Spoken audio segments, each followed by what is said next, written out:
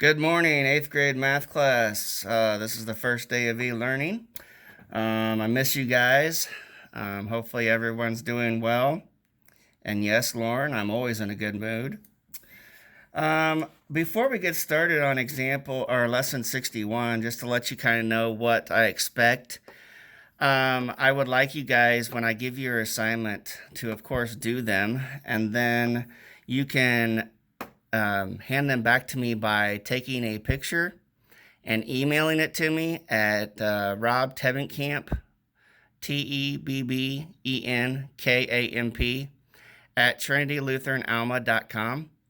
Or you can take a picture of it and text it to me. My phone number is 913-704-8845. And again, I just want to remind you, if you have any questions whatsoever, parents or students, please do not hesitate to call me or text me. And again, my number is 913-704-8845.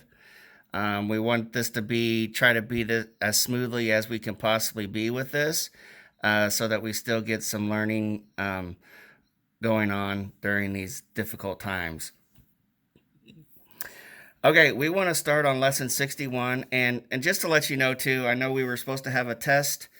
We're going to go ahead and move forward with the lessons, and what I'll probably do in the future is that I will type up a test in Google Classroom, and then you will take the test, and then it'll be submitted in Google Classroom.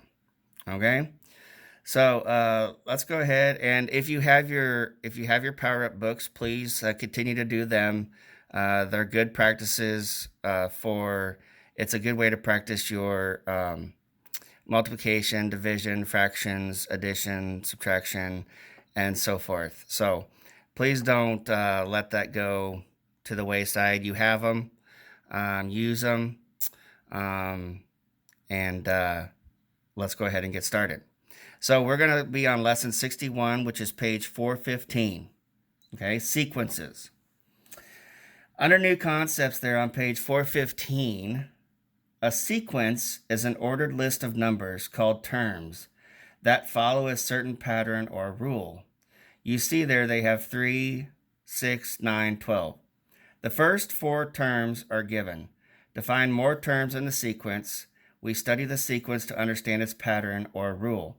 Then we apply the rule to find additional terms. Okay, go ahead and turn the page.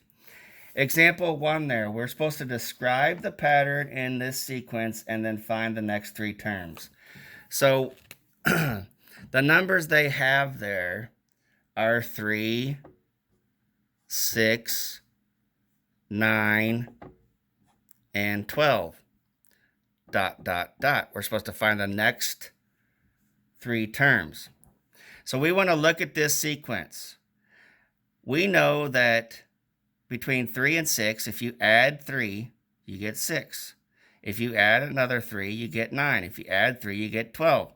So our rule here is that we're adding 3 each time, adding 3 to each term each time.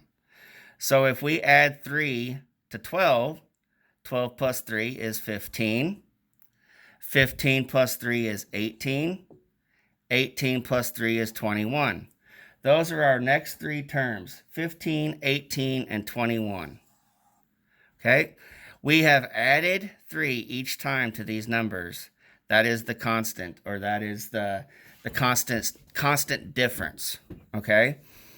That we add 3 to each number, and then we found the next 3 terms, which is 15, 18, and 21. If you look under example 1, okay, this sequence is an example of an arithmetic sequence. An arithmetic sequence has a constant difference between terms. By subtracting consecutive terms, we find the constant differences. Okay? So that means if you went from 21 or from 12 even, 12 minus 3 is 9, 9 minus 3 is 6, 6 minus 3 is 3. Okay? So we added to try to find, you can also subtract. Okay? We added to find the next 3 terms. Okay. Example 2.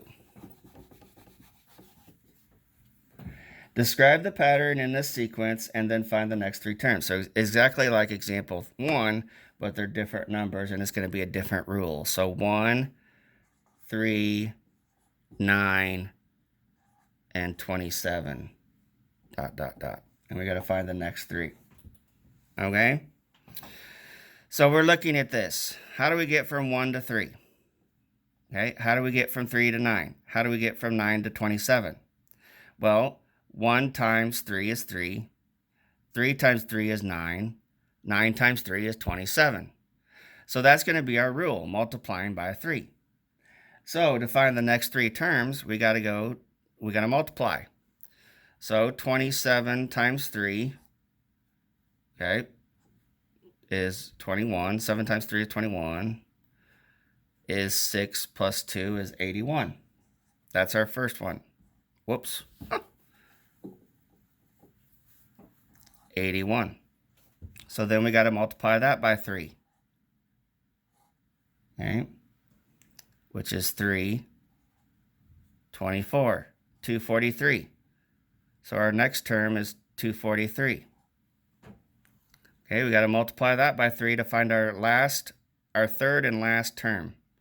So that's 9, 12, 6, 7, 729. Okay, so our next three terms are 81, 243, and 729.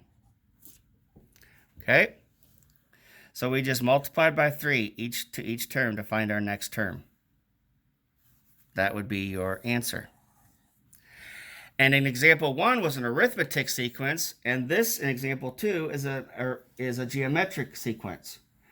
Okay, and a geometric sequence has a constant ratio between terms. By dividing consecutive terms, we find the constant ratio. So if we divided by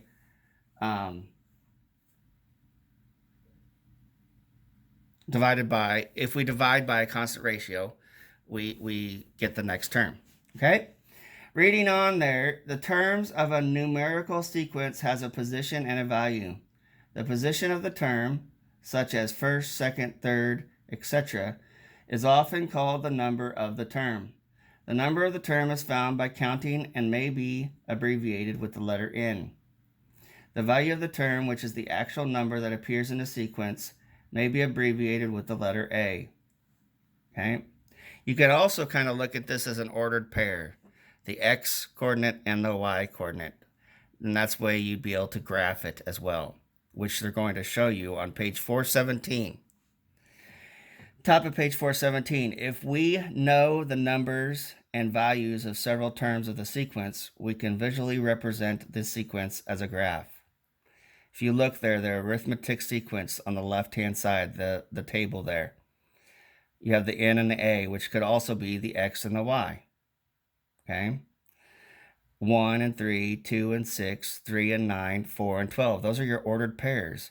They graph them, and you can see that it forms a line. The next one is the geometric sequence. Okay? And those are larger ordered pairs, or they have larger numbers. So they're not going to be able to fit on the graph that they have there. They can't fit the last one because it's 4 and 27. 27 goes way beyond what they have determined as their units on their graph. Okay? So just to kind of review and to summarize those two graphs and tables up there at the top of page 417, it reads, notice that the graph points are aligned for the arithmetic sequence. Visually, we could easily predict the value of the next term or terms. The graphed points are not aligned for the geometric sequence. Instead, the distance from the x-axis to the point triples from term to term. We could not plot the fourth term, 27, on the graph because it far exceeded the scale of the graph. We may describe the rule of the function using words or using a formula. A formula relates the value of the term A with its number N. Studying a sequence table can help us find a formula. So on the next two examples, we're going to find a formula. Okay? So example 3, write a formula that describes this sequence. So we have the sequence of 3, 6, 9, and 12. okay? They have a table here, okay, with your N and your A, which could also be your X and your Y.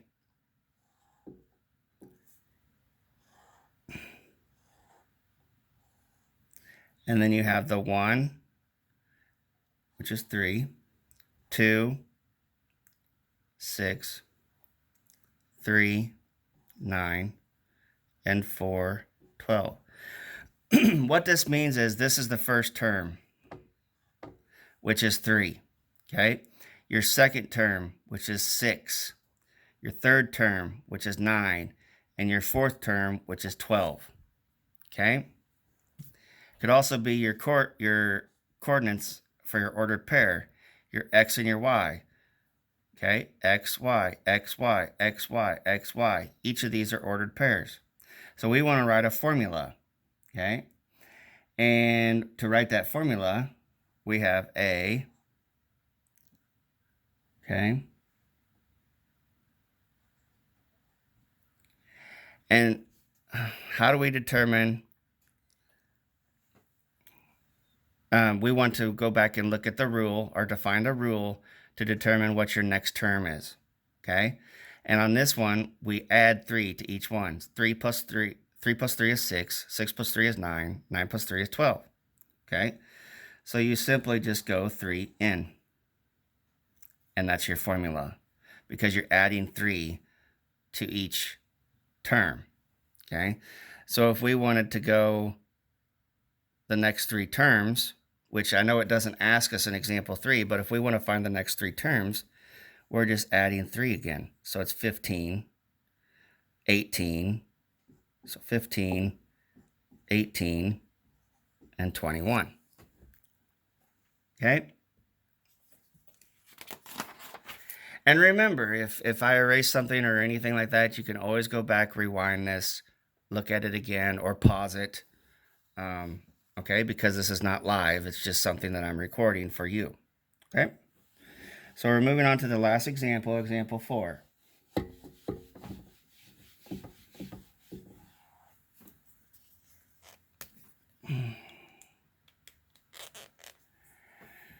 Write a formula that describes this sequence. So we have 1, 3, 9, and 27. Okay? So we first want to make a table.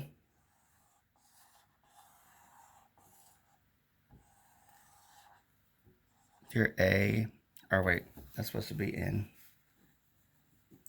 Your N and your A. Okay? 1, 1, 2, 3. Okay? And we want to write a formula. And you're multiplying by 3 because this is the same as example 2. Okay? So you can use it by doing, you can do it by using exponents as well. Okay? So you have 1, and you have 3 to the first power, which is 3, 3 to the second power, which is 9, 3 to the third power, which is 27, and then to find your next 3 terms, you go 3 to the fourth. Can't see that, can you? Okay, 3 to the fourth, 3 to the fifth power, 3 to the sixth power. That's just something a little bit maybe easier for you to understand. It's just a different way of what we did in example 1 and 2. The last two is making a table and using a formula.